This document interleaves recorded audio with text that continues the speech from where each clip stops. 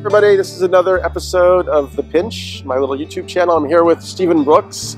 Stephen is a visionary and a permaculture expert who's been creating communities in Costa Rica. And Stephen, you want to tell us a little bit about what you're up to? Yeah, 20 years ago I witnessed a playground full of indigenous children get sprayed by a Chiquita banana crop duster, and it totally blew my mind. I just couldn't believe that we could be doing this. Like, these beautiful indigenous people spraying neurotoxic chemicals on them in this day and age where we could like zip around the world on jets or video chat with our friends in Australia. How can we be, I mean, can't we as humanity do any better? And what I started to realize, it's just design, and it's kind of the merging of two things: the physical design, the monoculture and the chemical agriculture, merging with the socioeconomic design, which is totally wrong. It's like, can't we create design where everybody wins? Like, not only the people at the top in their offices, but the people working in the fields and also the land.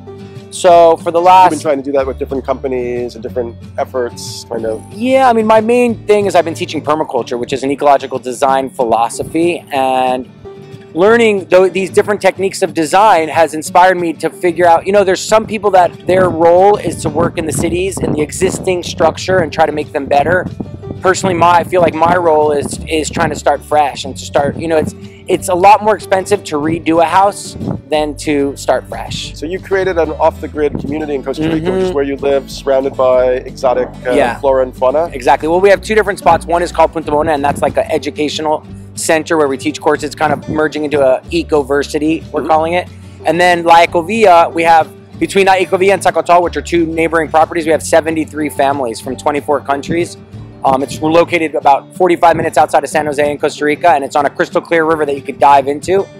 I literally sat down and I started listing all the dreams I would have for the community where I'd live. Well, okay, so you figured it out for yourself, but you're also trying to help other people kind of figure it out. So talk about that a little bit. Yeah, you know, I feel like no matter whether it's like the biggest hippie or the, you know, just like the housewife from suburbia, I feel like we're all kind of somewhere on the spectrum of trying to pass through this portal into a new way of living, and it's not hippie, you know. There's a way where so you're saying like you're offering like consulting with people who want to build communities or maybe live in Costa Rica, and there's still a good setup down there, like the country is excited to have people come. Totally. Costa Rica has no army. There's flights from everywhere, and I'm really focused on not getting too off the grid, too far from the city.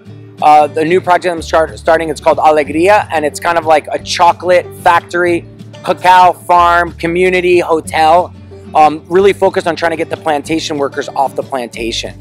You know, really. So that's going back to your original dream of seeing those indigenous people, and how can you help the poor people and the working class people. But I mean, on the other hand, we see in places like Costa Rica now a lot of kind of rich white flight too, right? Like people who know that things are getting worse here, and they're creating maybe kind of exclusive or elitist situations. Yeah, but I don't think they need to be separate. Like that's my biggest challenge right now. Can the alternative New Yorker live next door to the plantation worker? And I think we can. And I think the two things we need to do is we need to live with a little less, and we need to create abundance for these plantation workers. You know, we're like, basically what we're trying to do is we're trying to give a lot and build prefab bamboo homes for these workers. And while they can live right next door to your American that wants to escape from these old ways of doing things. I often see there's so much self-help and there's so many like personal growth things going on, but can we really find enlightenment and still live in these old ways? Can we still live how we're living? Can we still eat how we're eating? Can we still drink how we're drinking? Can we still get around the way we're getting around and really find this enlightenment that we're seeking? I mean, I really feel like we can't. I really feel like we need to... So you're saying that the hyper-adrenalized New York lifestyle, super anxious, super pressured, doesn't really go well with spiritual enlightenment?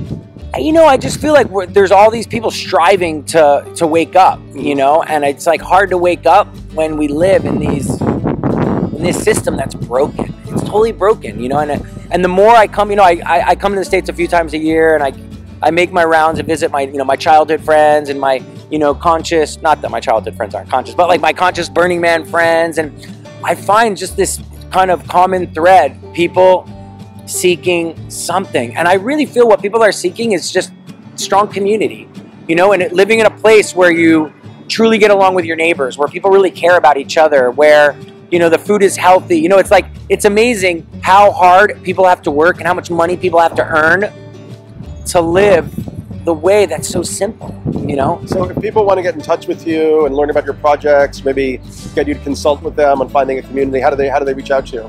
Yeah, well, I mean, just email me. Yeah. Where do they do that? Oh, it's so our website is puntamona.org, puntamona.org, and that's our education center. And you know, I'm really available. Like, I feel like most people are already thinking it, but we just have to, like, you know, push through that portal. So I'm trying to help push through it. I'm trying to ignite that excitement, and also give people the confidence and the tools to take those next steps and to really live their dreams in breaking their chains. Nice one. Well, thank you very much, Stephen. Yeah, it's great to see you as always. Enjoy your optimism and hope to be part of the push through team one of these days. Yes, I like that. Thank you.